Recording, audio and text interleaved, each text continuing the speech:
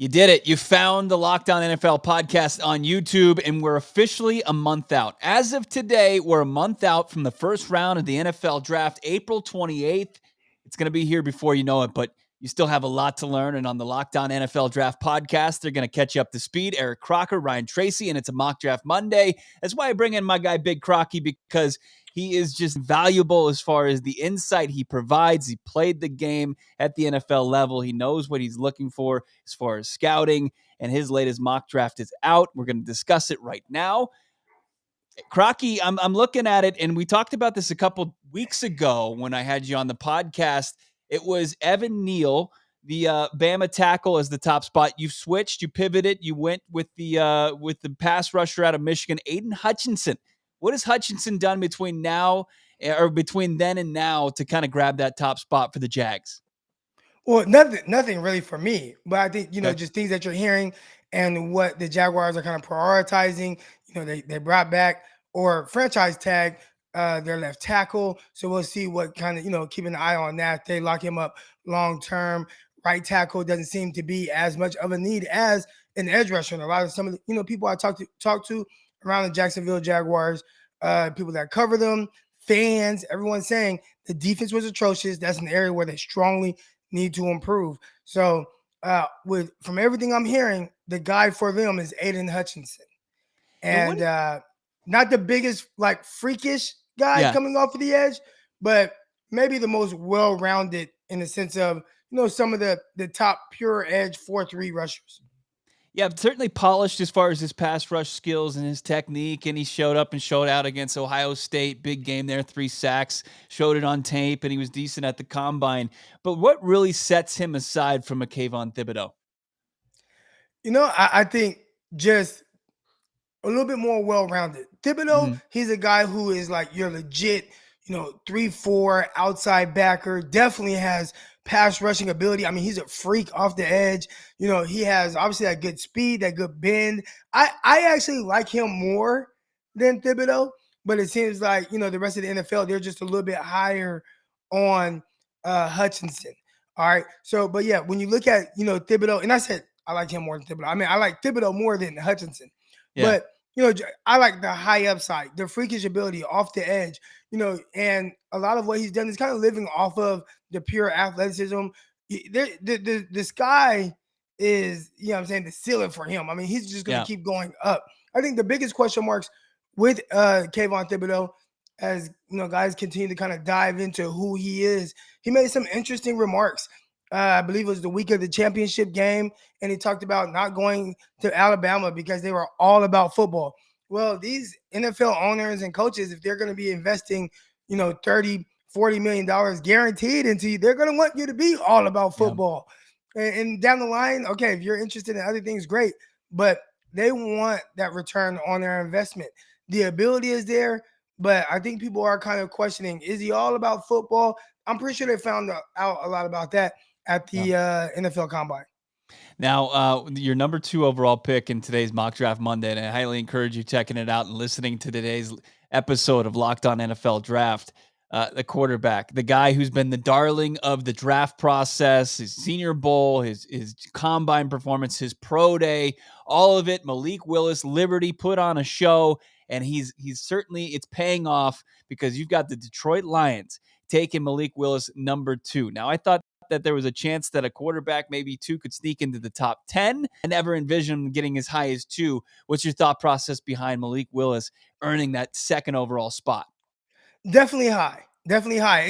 This happens every year where quarterbacks start to creep up. You start to look at the class, where guys might go. You start off a little bit higher, depending on the class, especially this one. I mean, at the start of it, people were thinking there might not even be a first-round quarterback in this class. Now we're talking about a quarterback going number 2 overall. But with Malik Willis, a lot of it's the upside, it's the ability, it's the playmaking ability. A lot of NFL teams are kind of going towards guys that can play off script because of guys like Aidan Hutchinson, Kayvon Thibodeau, who are really able to get after the quarterback. Malik Willis has really high upside when it comes to like the ball coming out of his hands. He throws with power. Now it's just, can he be a little bit more consistent? Because when he played against teams like Ole Miss, it was a little, just a little alarming, right? We all know that he's a transfer from Auburn. He's a guy who started at Auburn, wasn't able to beat out Bo Nix, transfers to Liberty. Obviously, he excels, but I think there's still kind of like an unwritten chapter when it comes to him and what exactly he is. But he's blown away the Senior Bowl process, the combine process, and then now the pro day process where he's showing all the intangibles that these teams want on top of the ability. I think that might be enough to get him up there to number 2 to a team like the Detroit Lions, Yeah. who they're not necessarily sold on Jared Goff and Yeah. what they have from him. They got to figure out a way to improve on that and get better. And I think Malik Willis not having to rush in and play right away can kind of sit, develop, and as the team around him gets better, he gets better as well. I think that's the ideal situation for him and Detroit Lions moving forward.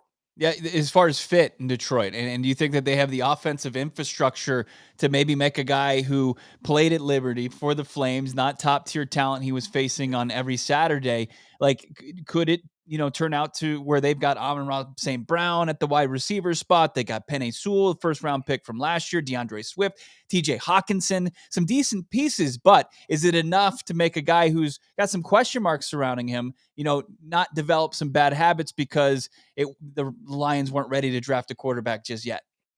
Yeah, I think they're adding the pieces right now, and by Mm-hmm. the time he's like ready, like to really be comfortable, that would be next year. I think they will Okay. continue to take the steps in the right direction. Coach Campbell did an amazing job of really kind of pushing the culture of what the Lions were going to be, and we saw that like those guys were fighters, and Mm-hmm. I think if there's an area that they really need to improve, and they probably might do it, draft a defensive lineman in this class. Like they need defense, they need to improve there.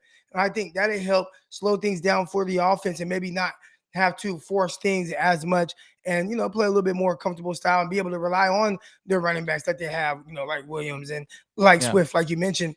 If they can get to that, then I think they got something going, especially with a young, talented Malik Willis. So I like what they're doing, but they definitely Yeah. have to continue to kind of build that defense to take steps in the right direction. We're nearing the end of the interview. I've only gotten to 2 picks as far as this mock draft's concerned because it's so fascinating. You got to check it out. And like I said, they're going to go in depth on today's Locked On NFL draft. As far as the rest of the first round, and you can check it out, of course. We'll have a link at Locked On Networks, and of course, I'm sure Crocky will put it out there. Eric_Crocker. First round pick beyond like the top 5 that you just fallen in love with, that you absolutely love, and as far as the best fit for it that you made in your most recent mock draft, anything that you just absolutely love that you picked?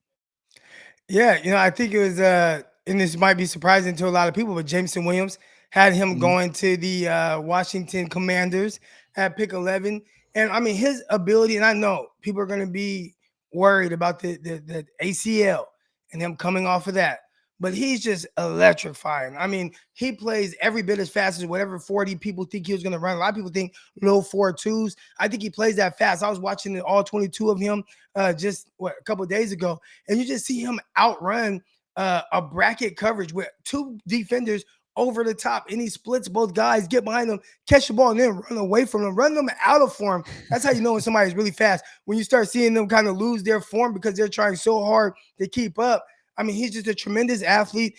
He can catch a slant and outrun an entire defense. I mean, he, puts his foot in the ground, works back to the ball extremely well. The hands, he can improve on those a little bit, but I mean, I'll take a drop here and there with Yeah. everything else that he builds. And I have him going, number the first receiver taken off the board. A lot of people, they're going to question that, but I think he's in my opinion, the wide receiver 1 in this class, regardless of an ACL injury.